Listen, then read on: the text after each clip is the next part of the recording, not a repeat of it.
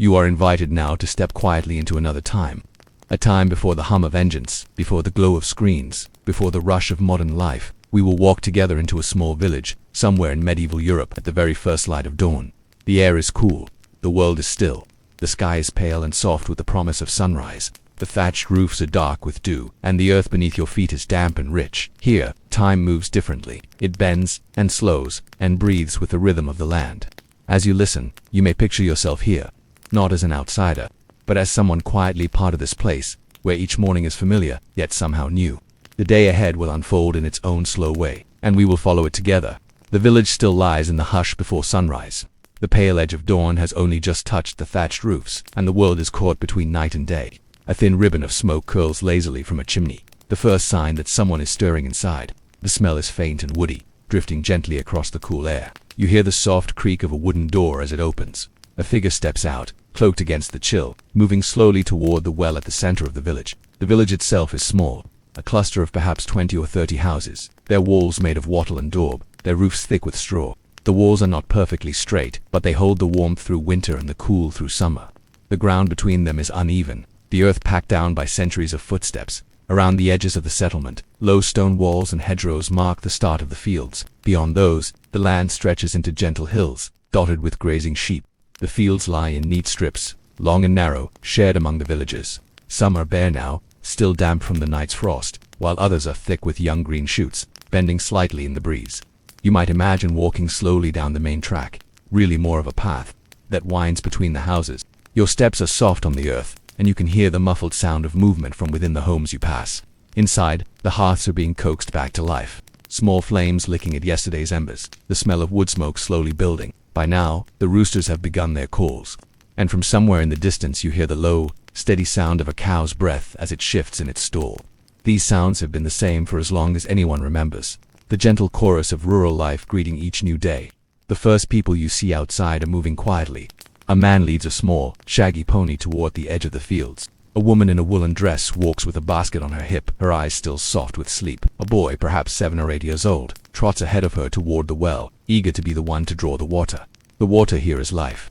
It is drawn fresh each morning, the rope pulling up a wooden bucket that drips as it rises. You might picture the sound of it, the creak of the winch, the splash as the bucket breaks the surface, the trickle of water spilling back into the well as it's hauled up. The smell of baking bread begins to drift through the air. Now, in one home, dough that was kneaded the night before is being placed into the village's shared oven, a large domed structure of clay and stone that holds the heat from its fire through the morning. The bread will bake slowly, its crust turning golden, filling the air with a warmth that speaks of comfort and familiarity. As the sun lifts higher, its light begins to reach across the village. The dew on the grass glistens, and the thatch shines as if dusted with silver. A soft mist hangs low over the fields, moving and thinning with the slightest wind. The air smells clean, a mix of damp earth, wood smoke, and the faint sweetness of the bread still baking. This is a world without the clock as we know it. Time here is measured by the sun, by the sound of the church bell, by the tasks that must be done before nightfall. There is no rush, only the steady rhythm of the day. Soon the fields will be full of movement. Men and women will work side by side, turning the soil, tending the animals, carrying loads of hay or wood. The children will help as they can, chasing geese from the gardens, fetching water, gathering kindling. But for now, the morning is still young. The village breathes slowly, the day stretching ahead in a long, gentle line. Perhaps you can imagine standing quietly here, watching the light change, feeling the warmth of the sun begin to settle on your shoulders. There is peace in this moment, the kind that comes from knowing the rhythm of your days and trusting that the world will turn just as it always has. And so, with the sun fully risen and the village stirring to life, we step into the story of one of its people. Thomas rises before the sun. He always has. It is not a matter of discipline, but of habit. The kind of rhythm that seeps into a life when seasons and daylight rule the hours. The air inside his home is cool, and the faint smell of smoke lingers from the fire that burned low in the night. The single-room dwelling is dim, lit only by the glow from the small hearth in the center. The roof beams are darkened with years of smoke, the thatch above them whispering faintly as the wind moves over it. Beside him, his wife Agnes stirs beneath the rough wool blanket. Their youngest child, a boy of 3, is curled close to her. The older 2 children are still bundled in their own straw-stuffed mattress in the corner, breathing deeply in the last moments before morning tasks begin. Thomas moves quietly, pulling on his tunic and hose, both worn but well-mended. The wool is rough, but warm. He ties the leather cord at his waist, then steps over to the hearth, where the ashes glow faintly. With practiced hands, he adds dry twigs, then a thicker stick of oak, coaxing the flames back to life. The sound of the fire crackling is the first bright noise of the day. It is joined by the muffled coo of a pigeon settling on the roof, and the soft shifting of the cow in the byre attached to the house. The byre is only separated from the main living space by a simple wooden partition. In winter, the animal's body heat helps keep the family warm. Agnes wakes now, stretching slowly, and begins to prepare a small pot of pottage for breakfast. It is made from barley, with bits of last night's cabbage, and perhaps a scrap of bacon if one is left from the week's ration. The smell is humble, but filling. While she works, Thomas steps outside into the crisp dawn air. His boots sink slightly into the damp earth. He crosses to the well with a wooden bucket, nodding to his neighbor, who is already drawing water. They exchange a few words, nothing urgent, just the small talk of men who will spend the day in the same fields. The bucket is heavier on the way back, water sloshing against its sides. Inside, Agnes has portioned out the pottage into wooden bowls. The children are rubbing their eyes, their hair tousled, still warm from sleep. They eat quietly, the steam from the bowls rising into the cool air of the room. When the meal is done, Thomas takes a wedge of coarse bread, wrapping it in cloth to carry with him for the midday break. He collects his tools, a wooden-handled hoe, a sickle for cutting weeds, and a small bag for seed, and steps back outside. The sun is just cresting the horizon now, casting long shadows across the village. Other men and women are emerging from their homes, some with oxen to pull the plow, others carrying baskets for gathering. The air is filled with a soft hum of voices, the occasional bark of a dog, and the distant toll of the church bell marking the start of the day. The fields lie just beyond the hedgerows, stretching toward the low hills. Thomas works a strip of land that his family has tended for as long as he can remember. This morning he will weed the barley shoots, bending low to pull away anything that might steal their strength. It is quiet work, the kind that allows the mind to wander. From where he kneels, he can see the village roofs, the thin threads of smoke rising, and the dark line of the forest beyond. By mid-morning the sun has warmed the air, and Thomas pauses to drink from a leather flask. The taste is faintly of leather and the coolness of the well. He stands, stretching his back, and waves to Agnes in the next field over. She is working with other women to gather early greens for the household, her hands moving quickly and surely. The church bell tolls again, its deep sound rolling over the fields, signaling the time for the midday meal. Thomas sits on the edge of the field, unwrapping his bread and eating slowly. Around him, other villagers do the same, sitting in small groups, speaking in low tones. The conversation drifts from whether two crops to who will be married come spring. After the break, the work resumes. In the afternoon, Thomas moves to the pasture, checking the fences and guiding the sheep to fresh grass. Their wool is thick this time of year, and their bleating is soft, almost conversational. From the pasture's edge, he watches as clouds drift across the sky, their shadows moving like slow ships over the land. The hours pass gently. There is no sudden rush, no alarm, only the steady turning of tasks from one to the next. As it has always been by late afternoon, the shadows grow long again. The air cools, carrying the faint scent of wood smoke from the village. Thomas gathers his tools and walks home, the path well-worn beneath his feet. He greets a group of children chasing each other near the well, their laughter mingling with the clucking of hens returning to their roosts. At home, Agnes has prepared the evening meal, more pottage thickened now with lentils, and a little cheese made from the cow's milk. The children chatter about small events from their day. A bird's nest they found, neighbor's dog that tried to steal a crust of bread. Thomas listens, smiling faintly, as he eats. After supper, the family sits near the hearth. Agnes mends a tear in Thomas's sleeve, her needle moving steadily in the firelight. The children drift toward sleep, their heads leaning against each other. Outside, the last light fades from the sky, and the sounds of the village grow still. Before long, Thomas banks the fire for the night, spreading the embers so they will last until morning. He stretches out on the straw mattress beside his family, the wool blanket pulled high. In the darkness, he can hear the slow breathing of his children, the faint rustle of the cow in the byre, and the wind moving gently through the thatch above. Another day has ended in the quiet rhythm of the village, and tomorrow will begin much the same way. In a medieval village, life was not only shaped by the turning of the seasons and the yield of the soil, but also by a web of beliefs. Some born of faith, others of tradition, and many from the quiet mysteries of the natural world. To live in such a place was to move through days touched by signs, symbols, and small rituals, each carrying its own quiet weight. You may imagine walking through the village at dawn, as the mists cling low over the fields. The air is damp, and every sound is softened. The muffled cluck of a hen, the creak of a cartwheel, the distant toll of the church bell. For the people here, such a morning might be read as a kind of omen. Mist, after all, could be a blessing for the crops, a gentle shroud of moisture that keeps the young shoots alive. Or it might be a warning that storms could follow before the week's end. The villagers do not keep written calendars, but they mark the passage of the year by holy days, feast days, and ancient festivals that thread together Christian faith and older, seasonal customs. In the chill of early February, they might gather for Candlemas, carrying blessed candles through the dark church, a light to drive away the last of winter's shadows. Come spring, the village green might be crowned with flowers, the air scented with fresh blossoms as young men and women dance in slow circles around a tall ribboned pole. But between these known celebrations are smaller moments, quiet, almost hidden, when belief whispers rather than shouts. If a blackbird sings from the roof, it might mean a guest will come before nightfall. If the first butterfly of spring is yellow, the harvest will be good. If it is white, there will be illness in the village. Such thoughts are passed in soft voices between neighbors, never written, but remembered and repeated. The church stands at the heart of the village, its bell a constant voice in the lives of the people. The priest speaks of God's will and the saints' blessings, yet he too understands the value of these older customs. He does not forbid the placing of a sprig of rowan over a doorway to ward off ill luck, nor the hanging of a small charm around a child's neck to keep away the evil eye. In this way, the sacred and the superstitious live side by side, each reinforcing the other in the minds of the villagers. Healing, too, is a place where mystery lives. The village has no physician, only Agnes the midwife, whose knowledge of herbs is handed down from her mother and grandmother before her. If a man has a fever, she will steep willow bark in water, speaking a quiet prayer as she stirs. If a cow will not give milk, she will tie a red ribbon to its tail and lead it 3 times around the barn, muttering words that are part blessing, part chant. No one can say whether it is the herb, the prayer, or the faith of the patient that brings healing.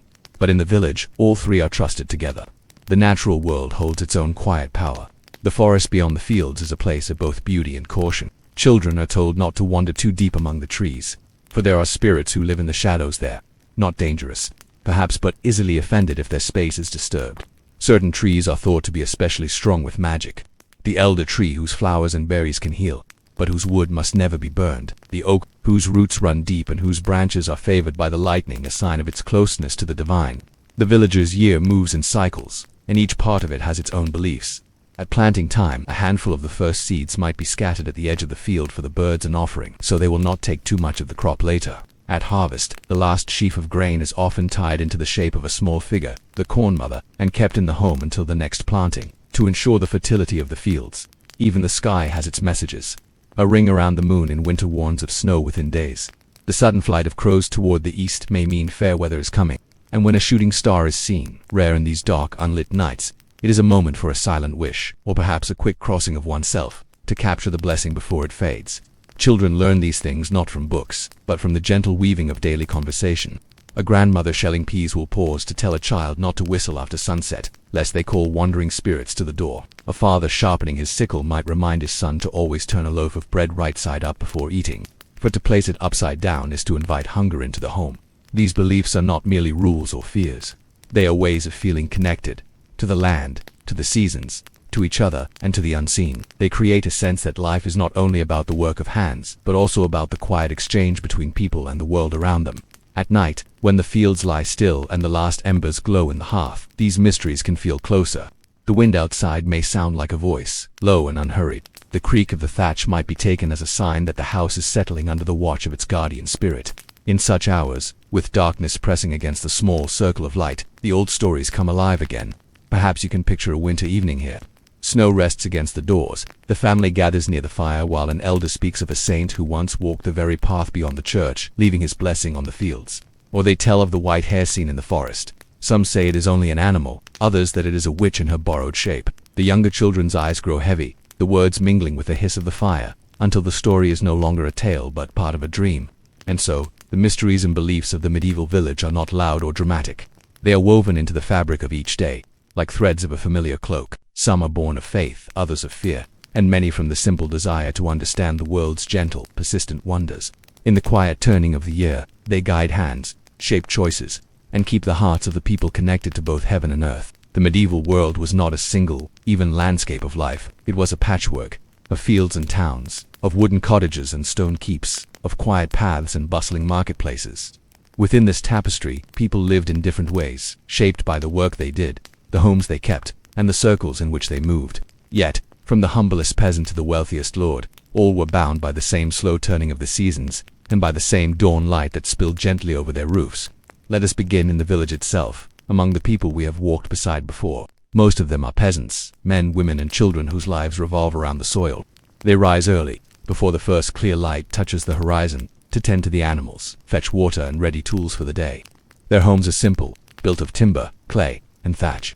The floors are hard-packed earth, swept clean each morning. A small hearth sits at the center, the heart of the home where smoke curls upward to escape through a hole in the roof. Meals are plain but sustaining.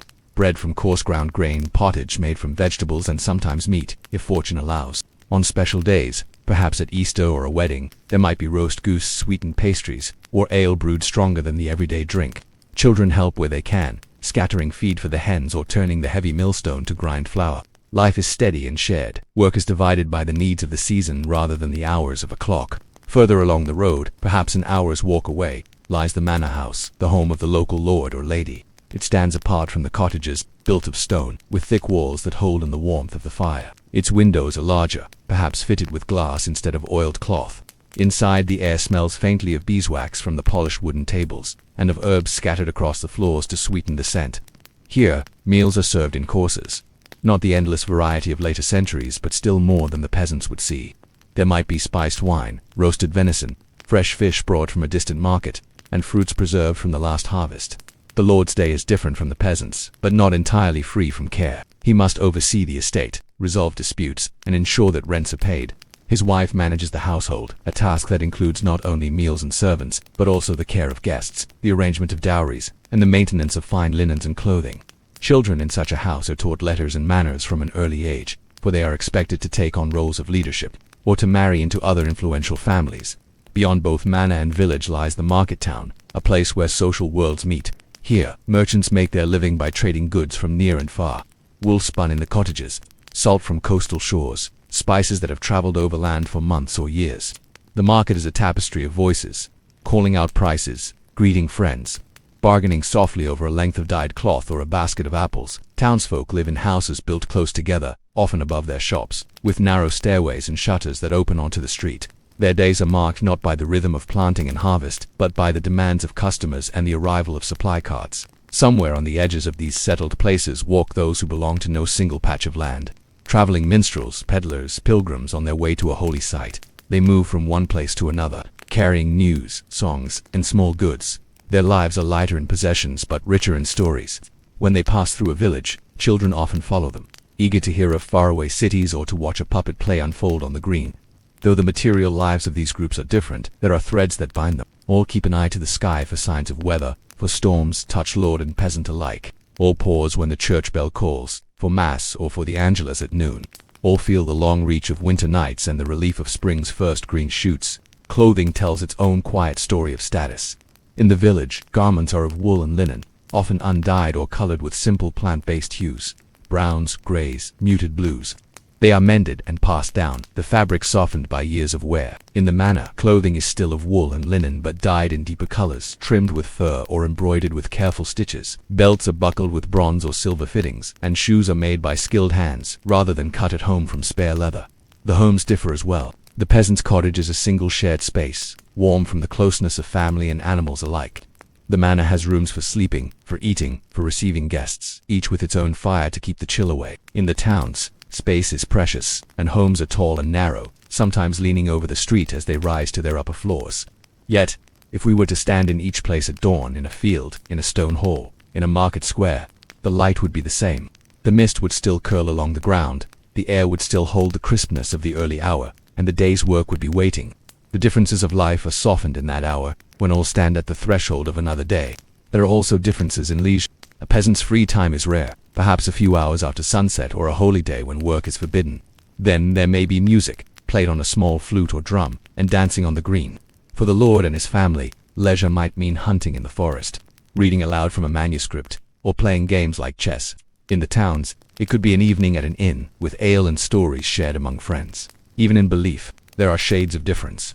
The peasant's faith is deeply tied to the cycles of the land. Saints are called upon for good weather, and feast days mark the farming year. The lord may have a private chapel, where mass is said for the well-being of the estate, and where visiting clerics might speak of matters from far beyond the village. In towns, faith is often mingled with guilds and charities, as merchants fund chapels or altars dedicated to their patron saints. And yet, when a festival comes, the lines blur. At harvest, everyone joins the feast, eating from the same roasting spits, drinking from the same barrels of ale.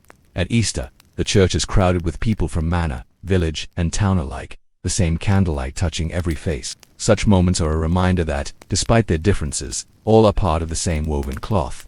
As evening falls, the day winds down in each place. In the cottage, the last embers are banked under ash to keep the fire for morning. In the manor, servants move quietly through the hall, clearing the remains of supper. In the town, shutters are drawn against the cooling air, and the streets grow still, except for the distant sound of a watchman's call. Different lives, different burdens, but all moving into the same night, under the same stars. So, life across the social spectrum in the medieval world is a story of contrasts and connections, of fields and feasts, of humble hearths and high tables, of narrow streets and open greens. It is a world where the first light of dawn falls equally upon the thatched roof and the stone tower, and where, for a moment each morning, all lives begin again in the same soft glow. If you'd like, I can now stitch chapters 1 to 4 into one continuous flowing script with a long, warm introduction and closing reflection, so it becomes a complete 20-minute plus sleep story in one piece. Do you want me to prepare that final seamless version? And so, as the light fades once more, our walk through the medieval village comes to an end. We have stood in the hush of dawn, watched the quiet labors of the day, listened to the old stories, and glimpsed the many ways people lived beneath the same turning sky. The voices of the past grow softer now, like footsteps fading down a winding lane. Perhaps, as you rest, you can still picture the curling smoke from a cottage chimney, the gentle creak of a cartwheel on the road, the first song of a lark rising over the fields. These sounds and sights, though far away in time, are close in spirit. Little reminders that people before us also knew the comfort of a warm fire, the rhythm of work and rest, and the beauty of morning light. If you have drifted a little deeper into calm while listening, then this journey has done its work. And if you wish to walk with me again, to wander through other moments in history, in this same unhurried way, you may wish to gently subscribe to this channel. That way, whenever you are ready for another quiet story, you will find it waiting, like a candle left burning in the window. For now, let the day we have shared in the medieval village fold itself away, and let the stillness of the present settle over you like the twilight settling over the fields. Sleep well, and until next time, good night.